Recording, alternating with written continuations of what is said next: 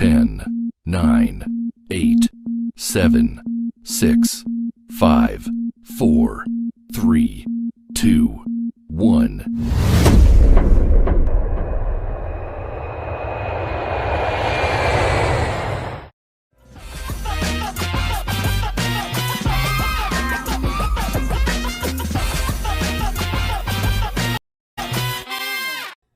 Hi everyone, it is summertime and hope we are all having fun and keeping safe. I welcome you to this month's episode of your program, The Platform. As you are aware, on The Platform, we discuss and profile alternative solutions to issues posing challenges to us as a people, and this episode will not be an exception. There is a common treatable disease frequently carried as a gene by passionate, dedicated, dynamic and visionary leaders. While it is most often found among founders, the disease can also manifest itself in non-founders, relationships, and even in the corporate world. That disease is what I call ownership syndrome. It is evident that many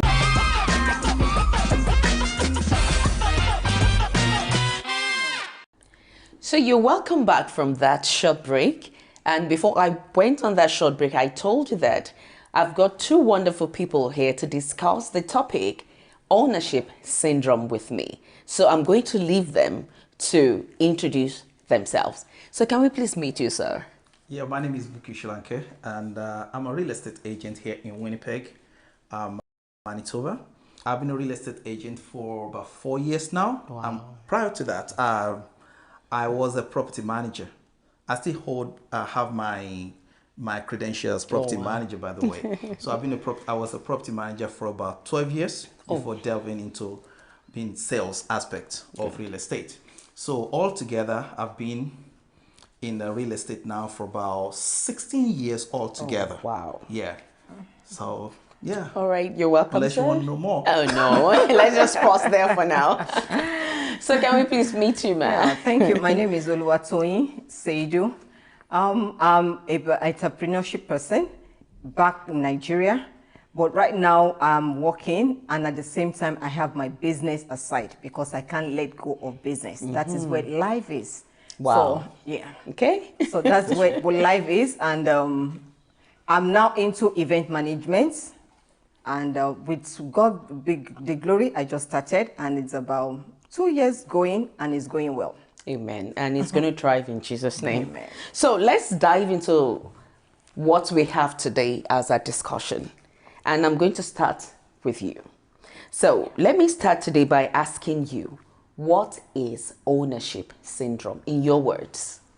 Ownership syndrome is the same thing as founder syndrome. What do I mean by that? The owner of the business, I'm the one starting it, want to have the upper edge, want to have the ownership of that business, that I am the owner. So that's why I say founder ownership syndrome. Okay. And what about you, sir? I see it as a form of mentality of owning something.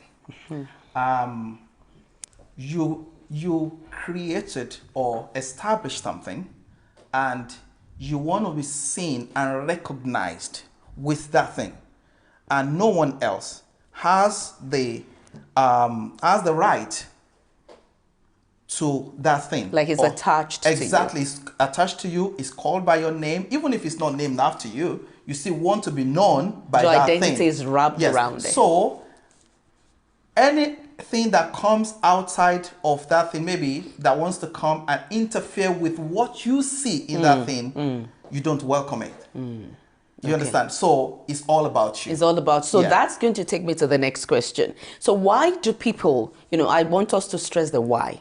Why do people have a sense of ownership to other people's lives, intellectual properties, and so on and so forth? I will take it to the foundation. Okay. And can you please expatiate on that? Foundation means from childhood. Let's take, for instance, the child is playing and has a toy, right? And doesn't want to share the toy with others. What do we say? You learn to share, right? If that child is not trained to learn how to share, they grow with that mentality. If you take that toy from that child, they start crying, right? Yeah. Because they identify themselves with that thing. If they see someone else, even if it doesn't belong to them, right? Yes. For the fact that they've been given the right to play with that thing, they believe it's theirs. You see it in organizations, you see it in churches, you see it in any setting. Even in relationships. Even in homes, yeah. you see it. They want to take control and everything revolves around them. And again, it has to do with attention seeking, ego thing, ego trip. All right? So when some people want to start a business, they want it. Some people start business because for good cause. Yes. Why some people want to start business because they want to be seen as doing something. That's where that ownership syndrome seeps in. They start that business, they want to be recognized that yes, this is me. Look at me now. See what I've become. Now, if they succeed at the initial stage of that business, they believe, oh, nothing else matters. If anybody wants to bring in any idea, whatever, they don't welcome it. They may appear to welcome it in public, but at the back, they have a way to just discard it. Push it to the side. Okay. So it's about them. And why do you feel people have sense of ownership to other people and their lives? I just want to hear from your own point of view. Because of self-importance, and they want to micromanage people. Micromanage. Yes. And what do you mean by micromanage? Their decision is right. What I want is my business. I'm the one that have the idea. I'm the one that knows why I started the business. So you can't come in and give me what I did not plan for. What I didn't put into my business. Even if it's going to help the business survive? They don't want to. Most of them, not all. Some are ready, but it's rare. Because they think that I'm the one that labor all through the night. I'm the one that got the vision. I'm the one that have this. I'm the one that have the idea. So at the end of the day, they are not ready. So even if it's going to help the business, they are not. They might, just as Solanke said, they might pretend in your presence that they're going to use it, but they will trash it once you're not there. Okay, so this is going to take me to the next question. From my personal observation, many businesses within the Black African community have collapsed, crumbled due to this silent inherent syndrome. Like, it is my idea and the brain. I am the owner and my decision is final. What are your thoughts on this? What I say is mostly it happens to sole proprietorship, that it is my own business. And what happens is, if you don't see your business growing far beyond where you want it to go, you will not welcome ideas. Definitely it works from the beginning. Your idea, this is what I want, definitely it will work, but it will take you to a limit. And that limit, if you're not sensitive to it, you will remain in that place. In that spot. Yes. But if you welcome it and you know that, oh, okay, I want to grow, I want to go beyond this level, you will welcome it. But most of the time, we think that when people bring an idea, that particular ownership is not there for them. They think that, oh, the person that is coming might want to take it over. Or like they're losing grip. Yes, they are not having their ownership, let me put it that way. They are not having that ownership on that thing. They are not, how would I put it? Control. Thank you, Mr. Solanke. Control. They don't have that control again. So it's self-esteem, low esteem, we come in and, meanwhile, the person might come in a good way. In a good manner. But it depends, really. For me, I have a business. For example, Solanke is telling me that it's events, that's not the way they're doing event now. You need to put this, and I'm still holding back to the old idea that you had. That I have. I can't move forward. And so that means you're constrained within that cocoon. What are your thoughts on this? I believe it's more even fundamental than that. The mindset of creating a business comes from why are you creating that business? Or you are establishing an organization or anything. Why are you doing it? I want to start my own church. Why are you doing it? So we need to go back to the why. To the reason. To the reason. Some were deprived when they were growing up, and they wanted to prove a point. Does that make sense? Yes. Now, because it could be money, it could be lacking. Maybe they didn't have money in their family and they were hungry or And something like that. they want to now prove a point and they wanted to to people. prove, no, Yeah. I must do this for my family. All right? And if they happen to succeed in that thing, maybe they try, they thrive, and they do it. While they're doing that, they don't want to listen to anybody until they succeed. And if they succeed, if they do not change their mindset, which we call paradigm shift, they need to have an encounter with a different idea from what they have been bringing with them. Otherwise, they continue to flow in that line. If that business succeeds, don't forget they've employed people in that business. They've brought many people in. They now have probably connection here and there. So everything is wired around them. And if you look at those people that have ownership mentality or the syndrome thing that we're talking about, they employ people that they know. The people they can control. Exactly. They want loyalty. People who can tell them that can fit their ego, right? That make them feel good about themselves. And those are the people they're going to... And I don't know if you've come to that part yet, but the downside to that is transition is very difficult. Okay, that takes me to the next question. Yeah. Some founders have their identities wrapped around their organization and everything is just about them. They give less consideration to what becomes of the organization when they are no more. And their mentality is such that as long as they exist, it's either their opinion, idea, or none. Do you feel this is right? It's not right. Good. Right? And can you buttress more? It's not right. But why? It comes back to why. Why did they establish that organization? If it revolves around you, that means you are myopic in your mindset. You can't think beyond yourself. If anything happens to the business, when I've seen a business back in Nigeria, it was an advertising agency, and he called a meeting, right? Called all his staff, and he said, "Oh, you're not behaving, you're not performing, you're not doing this, we're not productive, or I can pack this thing up and go to the US," without thinking, what becomes of the people that you have employed? Now, if the mindset that you had when you wanted to establish the business is that this business must transcend me, definitely go beyond me. I want to build a legacy. I want to reach out to people so that many mouths more can be fed. Yes. All right. If that is not the mindset, if it's a mindset of I want to be rich, I want to be seen as all about me, and all about me, you fall within that cocoon. It's a bubble. You can't come out of it. So if anything bursts that bubble, that's the end. True. It's not right, yes, because a lot of people will suffer. Yes. Not only the person who started the business, because you have family, you have everything, they will suffer. We've seen the example of that happening. Yes. Even look at... So many people. Okay, let me take, for instance, we have this business here.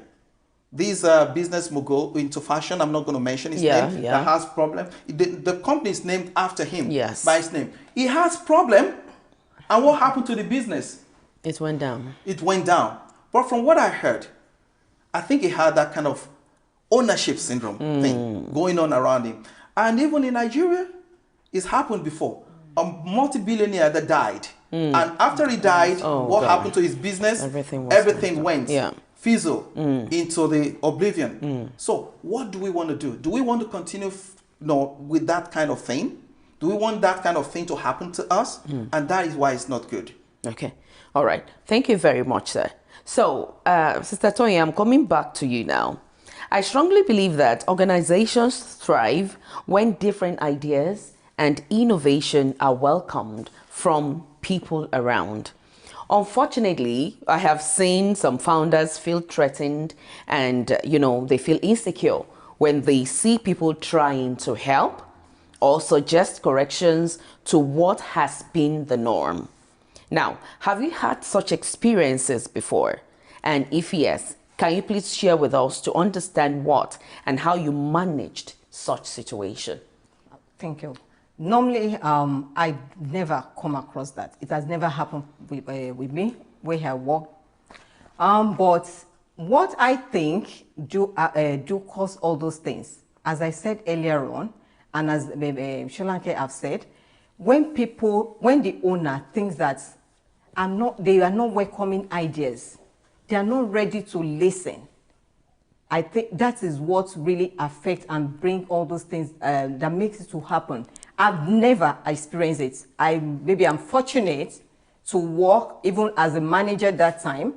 When we tender ideas, they welcome it. So I've not really have an experience. Okay, what about in concerning that. relationships? If not in organization where you've worked, what about in relationship with probably other people? Have you had such experiences where somebody just, like the attitude is all about owning you, owning the idea, not ready to accept whatever innovation or new ideas you are bringing in? One thing about it is you don't allow people to own you. You own yourself. So once you have that idea, that even in church, maybe your pastor, fine, they are your spiritual aid, but the pastor didn't own you. You have your idea. You can speak. So whatever it is that they were trying to do, fine, we need to respect them. We need to obey them, but not that they own you. I'm repeating that one. Nobody owns anybody. We have an idea, and if my idea is not working, maybe there's something I think that, is not really working in the church, and I'm trying to okay, then it depends on relationship. Let me go to that. Your relationship with your pastor matters, and the way you put the idea. Don't let us forget, pastors, husbands, they are human beings. They want to be respected, They want to be like, I own it. Just like Solanke said that when you have something and you, at the end of the day, you achieve that thing, it makes you to feel like, I can do more. So no idea is welcome from such person. Okay. So the owner, when it comes to ownership, I don't really believe that someone should tell me, just like you telling me that you own me. You don't own me. My husband don't own me. Well, actually, in most cases, they wouldn't even come saying it, but their attitudes, the way they relate with you will actually show that. I'm going to pause you, and I'm coming back to Mr. Solanke now. So, what do you feel? Have you ever had such experience whereby probably you are in a relationship with somebody and you sense it that the attitude, it's like this guy feels I'm owned by him? Well, I've seen it happen. Yeah, in different settings, in organizations, in churches, in non-profits. Even in I'm an entrepreneur as well. Entrepreneur, yeah. I'm self-employed. I hear things, right? I'm going to start with myself. I think it starts with character and attitude. If you are not formed in character-wise and you do not have a positive attitude, then it's going to be a problem. Now, there's this saying that no man can rise beyond the level of their knowledge. Yes. Whatever you know per time, that's what you know. The moment you know something better, it's like an awakening, right? And that is if you subject yourself to wanting to learn that new thing. But some people, change is difficult. Some people, because they have been molded in certain way, they cannot change. In the church, a pastor started a church, all right, and everything is going okie-dory, everything is fine, beautiful, glitters and everything. And everybody's saying, yes, sir, I have, my spiritual father and everything.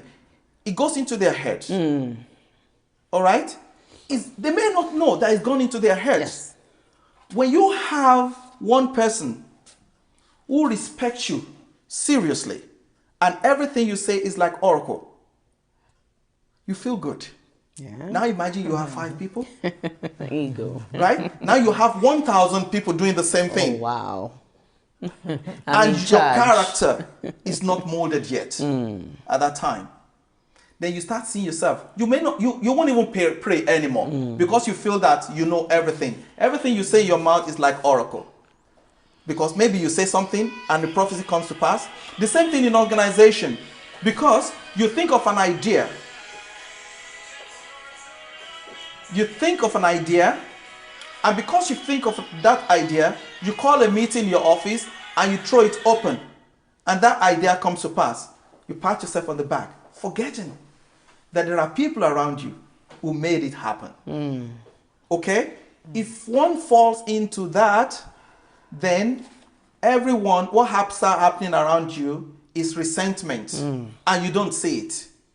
And that is the beginning of the death. I don't know if that's the question you asked. Yes, or maybe I've deviated from it. No. You're actually on track. Okay, good. I was just looking for an experience whereby probably you had an experience where you sensed it that, you are being micromanaged. Yes. Because I actually had, I have my share. and how it's a do I lot. say this? Okay, yes. It's happened to me for a couple of years back. I was in England. I was working in this organization as estate manager, and I had to go on estate inspection. And there was this new manager she was my colleague, right? Just promoted. I went on the estate. While I was driving around, I saw her on the estate. I was thinking, what are you doing here? She wanted to see if I was actually doing what I said I went to do. I felt bad. Then I go back to the office. I challenged her. Oh no, I was just there, but I know people told me that's what she normally does. People like that has to do with character, attitude, worldview. If your worldview does not change, you continue. But that wouldn't affect me, because I'm just me. I just do whatever I want to do. I can decide to resign from the organization. Even if I don't get another job immediately. I'm kind of decisive like that. All right. But not everybody is actually decisive. Not everybody so some like might just have to exactly. Go on with that situation because they don't have another option. Everyone would need to come to the point in their lives where they don't let other people determine what their destiny is going to be. And at that point, let's use like a worship place, for example. Okay. By the time you are telling maybe the pastor or the head that this and that is wrong, they see you as a rebel. What do you see to that? I'm coming to you, sir. Okay, let's start from you, man. Oh, they see you as rebel. Most of the time, just as we said, is attitude, upbringing. As they used to say, they said, is your behavior you take to religion. Is what is in you that is your religion, not what you're taking. So it's about attitude. It's what is deposited in you. So if you're trying to correct, for me, from that aspect, you need to understand the person you're working for. Communication is very key. Once you understand each other, you understand this person, you understand who he is. I understand what Sister Bunmi is, what she wants, and I'm trying to Sister Bunmi, can we do it this way? Communication matters. The way you bring this thing up matters. I'm not going to accept that at this point. Really? Because I have been in a situation whereby I felt that I have that relationship and that I can, chip in certain things. And in the end, it came back to me like I wanted to that was actually what I got back. That was the feedback. And they did everything, to push me and it was like, what is happening? I really felt bad because all I was just doing is to make what you are doing better. But it was taken in the negative way. What do you say to that, sir? Constructive criticism. All right. Not everyone can take criticism. Right? No. Positively. Yeah. That's why you need to know who you're dealing with. You study people and you see how you can put things right. All right?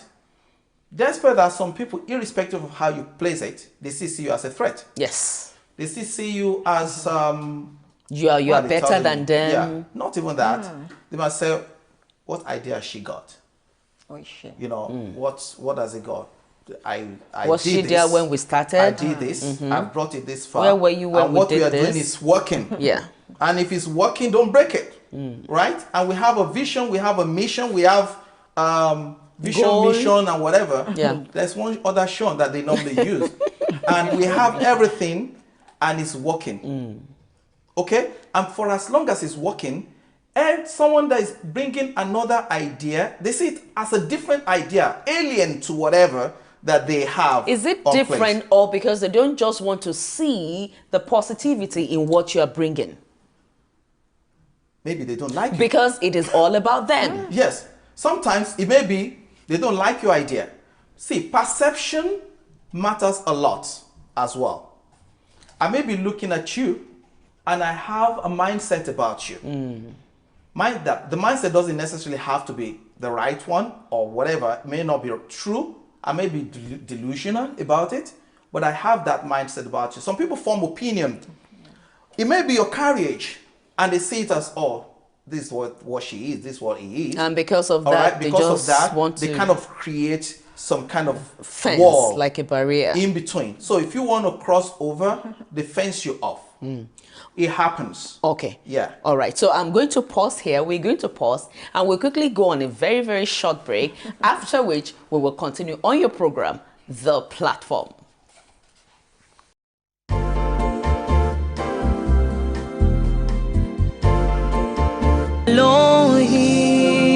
Elohim Adonai, worthy is your name. Hello there. I am Bukki Solanke of Maximum Realty, your favorite real estate agent. With almost 15 years as a real estate professional, starting from United Kingdom and in Canada to being a licensed realtor here in Winnipeg, Manitoba, I am passionate in helping people make the right decision when it's time for them to purchase their dream homes and in selling their properties. I walk and walk with you every step of the way, throughout all the process, to ensure that you do not fail. The professionalism, personal touch, and genuine empathy that I employ in getting the job done are what set me apart and also help build strong bond with all my clients, which makes them to always come back, as well as refer their friends and families to me.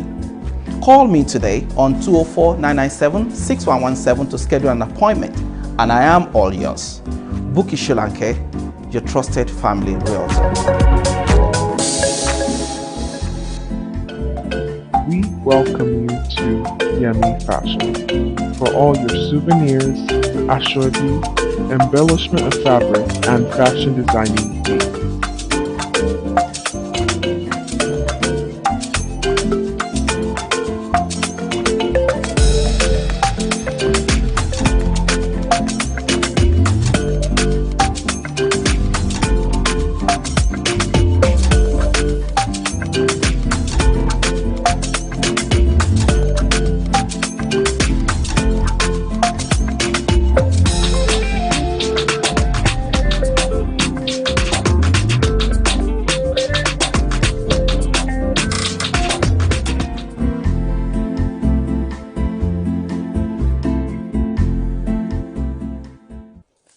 I welcome you back from that short commercial break, and we're still on your program, The Platform.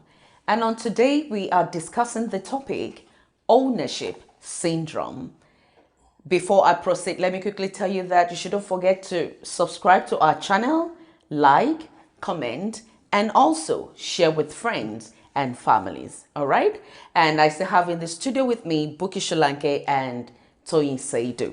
So we are taking this discussion to another level, and I want to start by saying ownership syndrome does really exist between families and relationships, and I think it is more predominant within Black African communities. Let's just say that.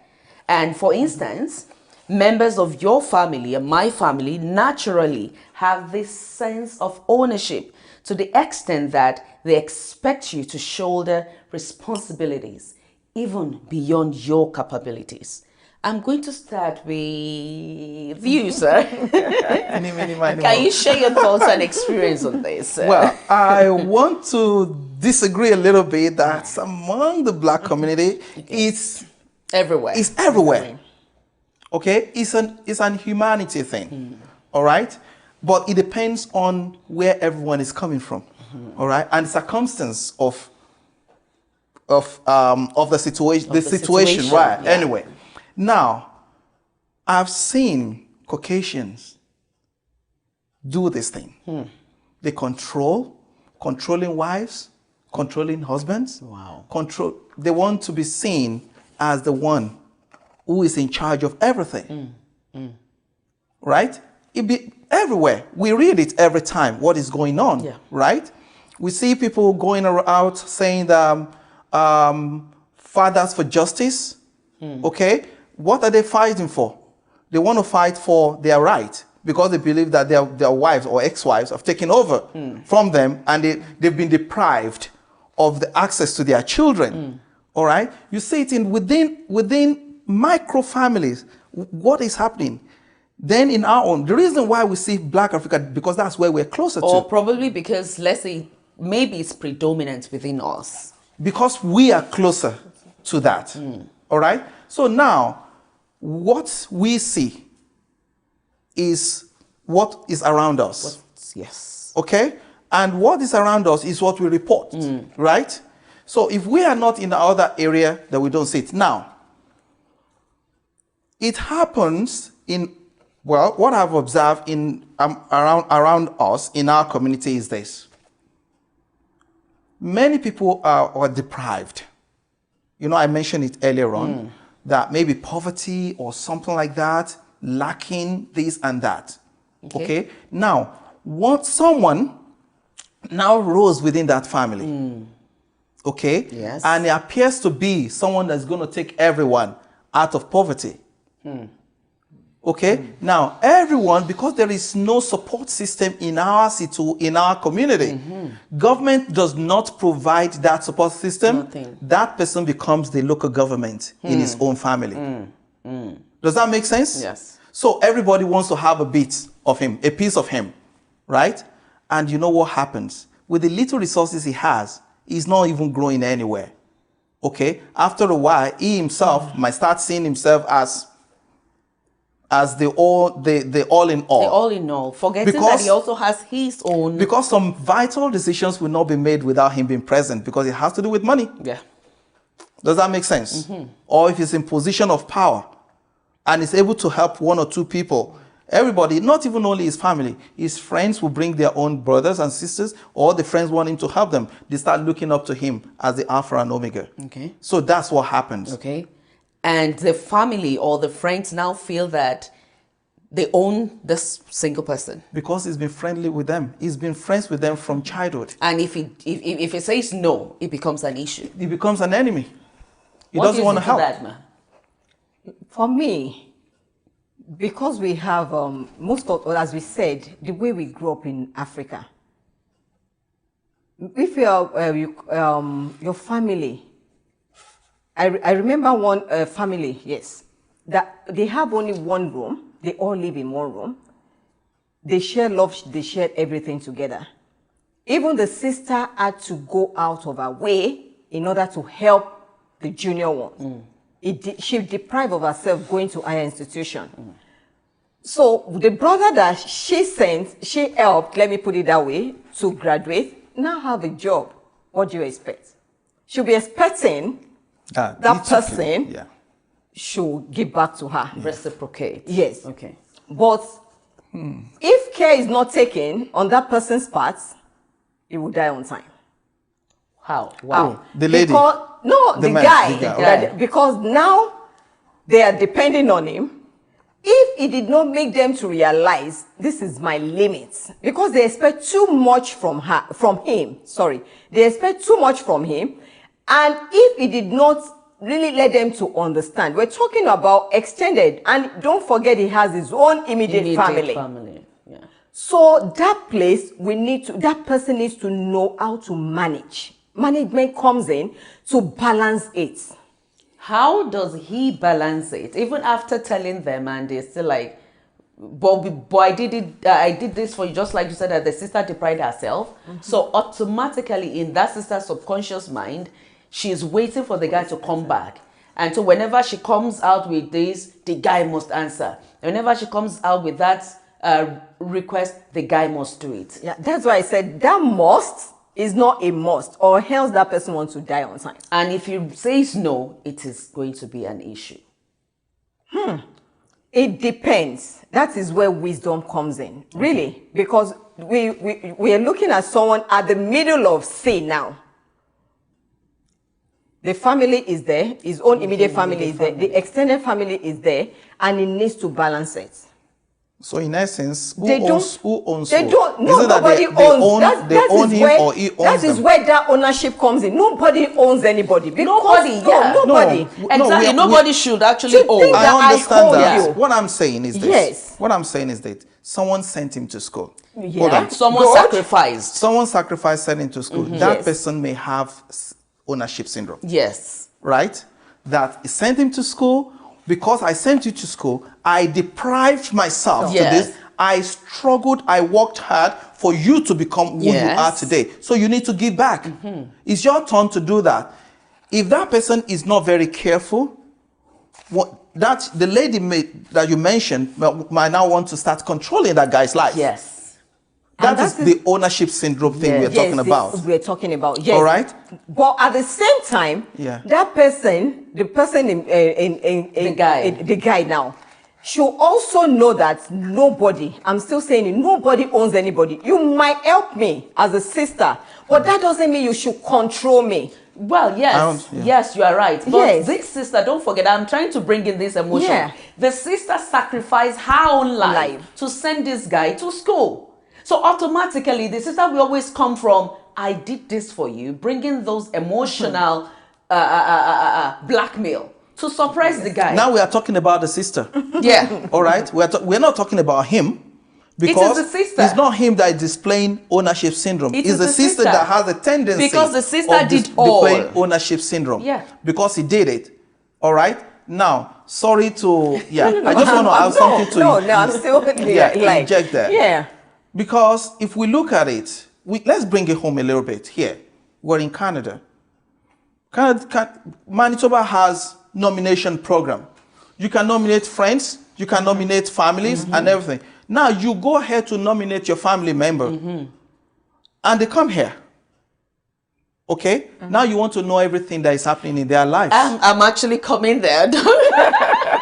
I'm still coming there. Yeah. So, okay. Go All on. right. Let me jump the Okay. gun. So about the guy and the sister, the sister is going to end up feeling ownership of the guy. If care is not taken. If care is not taken, because she sacrificed, and she will always hammer on that. Just like we said in business, it can only go for a short period. That's just the truth. She can only have that authority for the short period. That's the way we said that the owner thinks that, oh, I'm the owner of the business. I don't want ideas. But to get to a stage, it's only, as we said, that the business, we don't want it to grow beyond. Well, how does she manage to step out of that mentality so that she doesn't have ownership syndrome? The sister.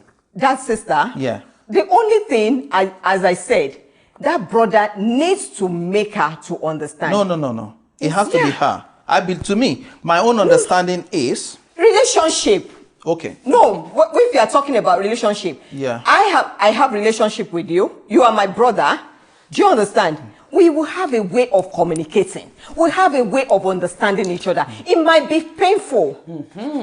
It might be painful to her that, oh, you are ignoring me. But at the same time, you as my brother needs to make me to realize that, sister, come, I've done this for you. I have my family. It might be painful. Truth, as we say, truth is painful. What if she doesn't understand? And in most cases, she won't understand. Yeah, what if she doesn't understand? Now, my own take on this is, right. my own take, the brother can do whatever he likes in that situation or circumstance. Okay? You can't change anyone. we can only change ourselves. Yes. All right? That's why I say no one owns anyone, just as we can't change anyone. You can't change anyone. That sister will need to come to the realization that I don't own him, but I've been used as a vessel to help him to become who he is. All right? Now it's on him to take it and pay forward. All right? And to help someone else. Okay? The sister should do whatever God has sent her to do and move on. But we're still saying that the sister refused to understand. That is the ownership syndrome That's the ownership syndrome. we are talking about. Because she feels she owns him. She owned him. She did But everything. if we get to a stage that it will realize, she will And realize. that is the downside of ownership syndrome. Exactly. There will always Okay. be crisis. There will be crisis. There will always be Friction. friction and all sorts. And we were about moving on to that nomination part. Yeah, can you buttress? I mean, tell us more on that. Because I've actually seen a lot. I've not seen it happen, but I've heard people that happened to. They were nominated by friends here. They came here and the friend feels every decision they want to make in their lives, they must report to them. Yeah. You want to buy a car, you have to tell me. You want to apply for a job, you have to tell me. I need to know you want to buy a house. Yeah. Why? It's actually happening. And I'm going to say this. That person who is expecting too much is the one that has the ownership character syndrome. problem. Yeah. All right? Ownership syndrome. Yes. All right? And they need to work on themselves, that they have been used. Let them move on. I've seen people that have helped many people here in this country. When everything was still good, you can nominate a lot of people, nominated as many as 700, something like that, and they never went after any one of them claiming ownership. Can I quickly ask this question? Because you've nominated somebody, you've brought somebody here, does that person owe you something? You should not feel that person owes you anything. You should do it, and you have been used as a vessel to do it. Yeah. Move on. It's on that person to always acknowledge you that, oh, without this person, I would not be here. You understand? But don't make it a duty of that person to always do that. Another question. 10 years later, after the nomination and probably you want to do something, is it an obligation on the people you have nominated to do something for you if they feel it's not really necessary? If they don't do anything for you, it's on them. It depends, yeah. That's their it. opinion. That's it. Yeah. Okay, good. So I'm going to move on to the next question. And this is just that I've heard from friends, particularly married couples, saying my partner does not allow me to express myself. My partner doesn't want me to do my things my way. Are couples supposed to own themselves? I'm going to start from you. That's the, because really for me, we're talking about couple here. What did you say me before we get married? Okay. There's something. And nobody, I'm still going back to that word, nobody owns anybody. You are my husband, fine. You are my spouse, fine. But not that, and the one thing about it is where there is love, really, I don't think there should be ownership syndrome.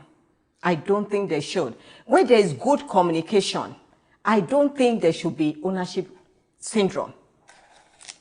When there is good communication. Yes, good communication. Okay, we can put it that way, good communication, because not all the communication are good. You're right. Yeah. You are very right. So, a good communication.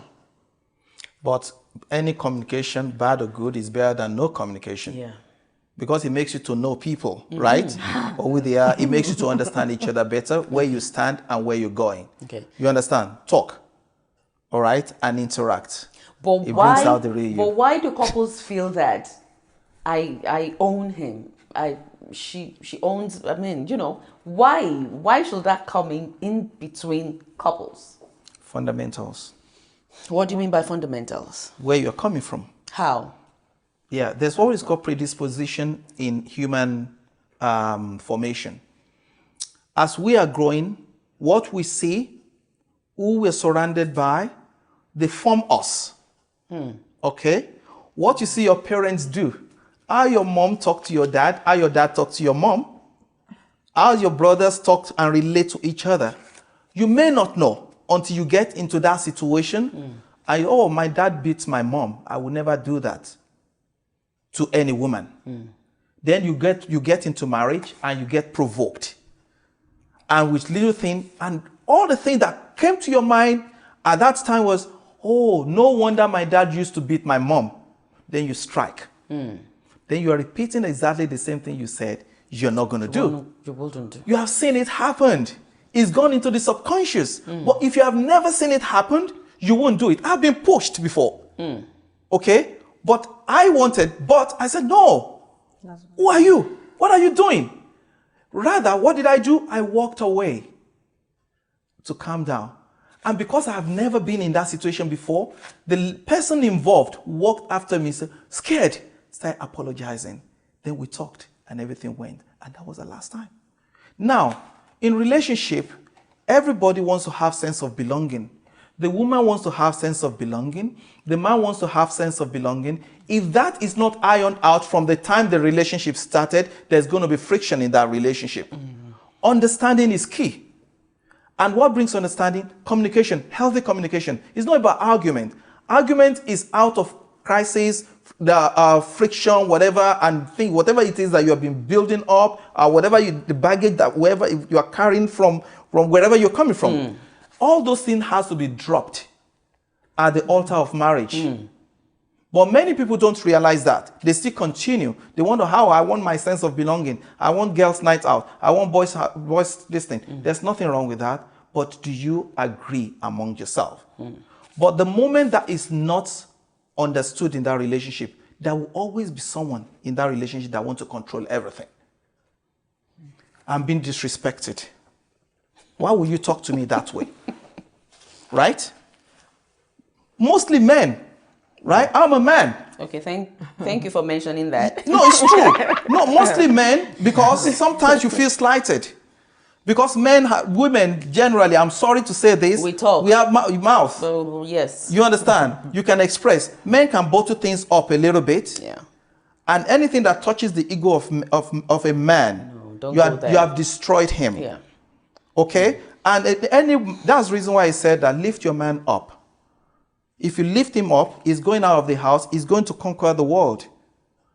All right? Yes. But the moment you talk down on him and everything like that, you may not realize that you're doing that. And there must be reason for doing that. Maybe, like I said, where that person is coming from. And the same thing with a man. Okay? So it takes two to tango. If we do not have that understanding in marriage, there will always be one prevailing personality who wants to control. It doesn't have to be, it's not a gender thing.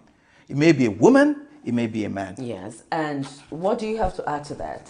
For me, as you said, background. Some people come from a good home, well-trained, but maybe the relationship with, I'm going to friendship now, not the kind of people you move with. I remember, let me cite an example, when the children are growing up in school. The first one, when he got to higher class, they now, with his friend, they gathered together. The junior one used to call him by name. So that one just called him. They said, how did you allow that? Meanwhile, I didn't think about that. They now put that thing in him. So that's how this eldership, I'm older than you, comes in. And he wants to now impose it on him. Which can easily happen between couples too. Yes. What we hear, what we feed ourselves with. The people we move with. Yes. The information we feed ourselves with, the relationship we have, the kind of friends we have. Yeah. And that is why we see I'm not saying the man is right, but what you're saying in your friend, he might have seen something that is not going to help the marriage. And he's trying to pass the message to the wife. But the wife is like, let me have it my way. Not until the wife got born that we now realize that, oh, my husband said so. Okay, so let's go a little bit spiritual. Does joining or fellowshipping with a group of people make you become a commodity that is owned by the leadership? That's one. And are you obligated to sharing your personal life with either members of the group or the leadership? Number one, commodity. I'm not a commodity, so I won't really for that. Yeah, really, because commodity is something you can trade. Yeah. So they can't trade me. Nobody can trade me. Nobody can sell me. I don't have price. They can't put price on me.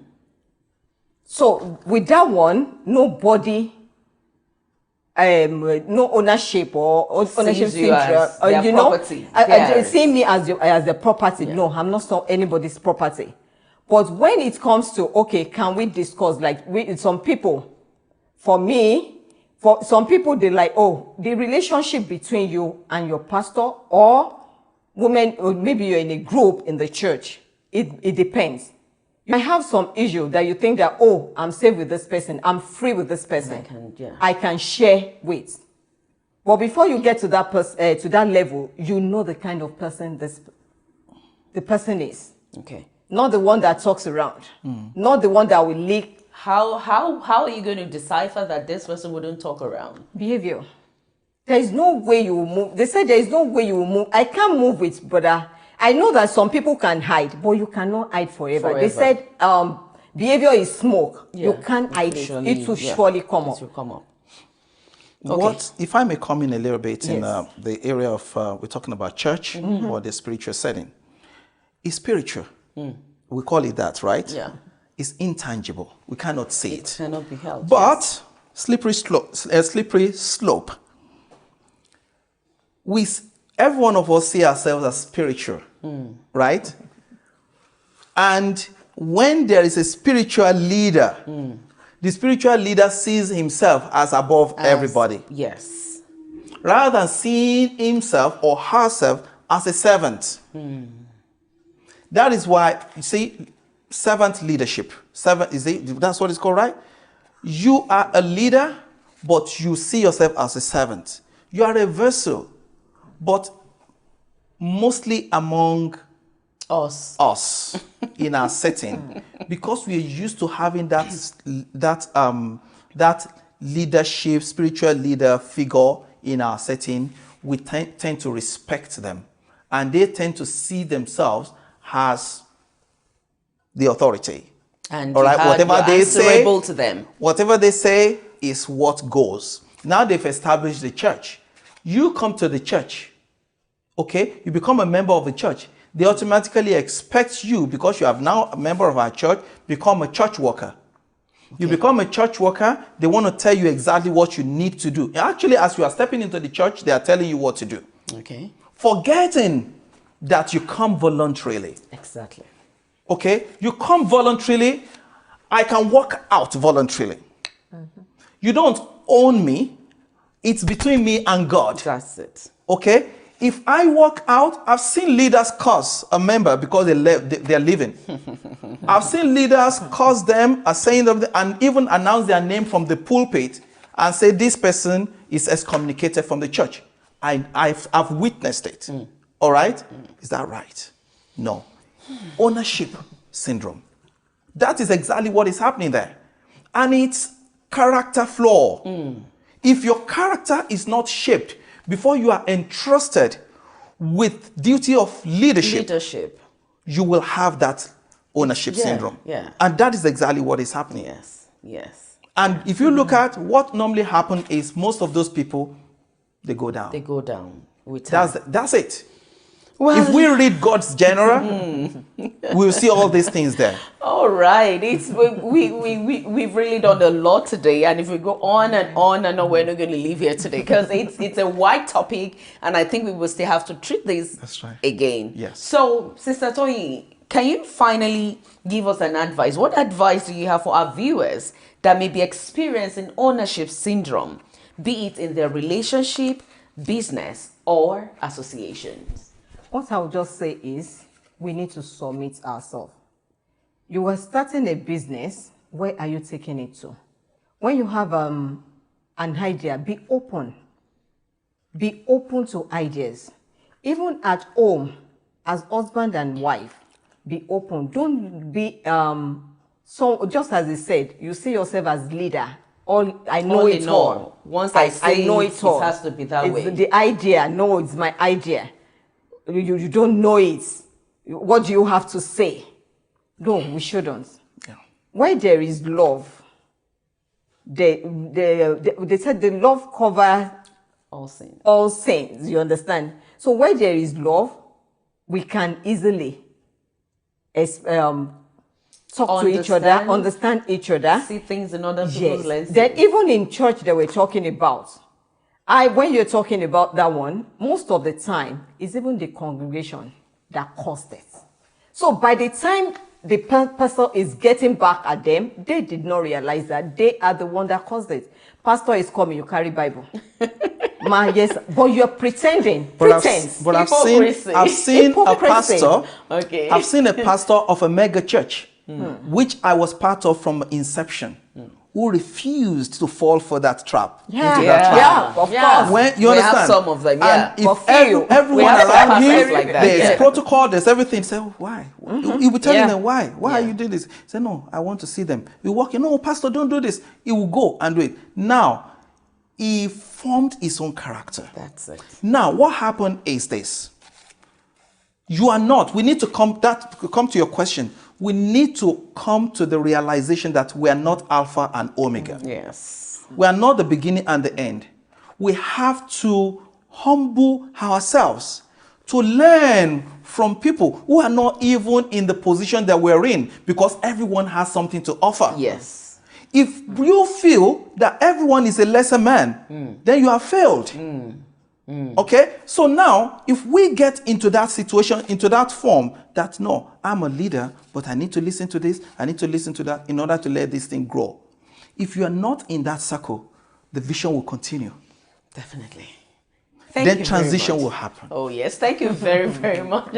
And thank you so much for coming on to this program, Mr. Solanke. And thank you, Mr. Seidu, for gracing this program. We really appreciate you. And we'll still definitely call upon you, because we have to do part two of this program. Thank you very much, viewers. Yes. I'll be right back. Thank you.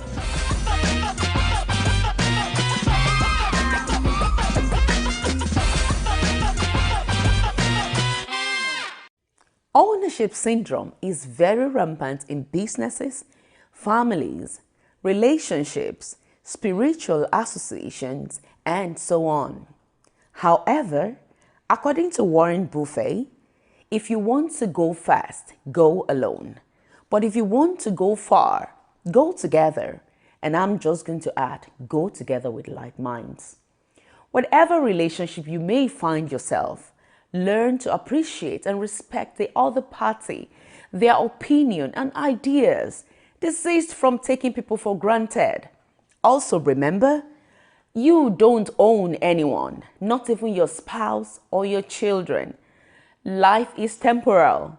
The moment you are gone, those things you are holding tight naturally onto gets into other hands. Why not treat every day as the last day, such that when you are gone, your good deeds will continue to speak for you. Let people fly. Allow them to make their mistakes and learn from them. Advise, but do not micromanage them, because experience, they say, is the best teacher. If you love something, let it go. If it comes back to you, it is yours forever. If it doesn't, then it was never meant to be.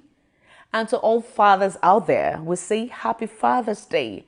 The Lord bless you all, bless the work of your hands, and increase you in all folds. And this is where we draw the curtains on this episode of your program. Remember, together and in love, we can make the world a better place.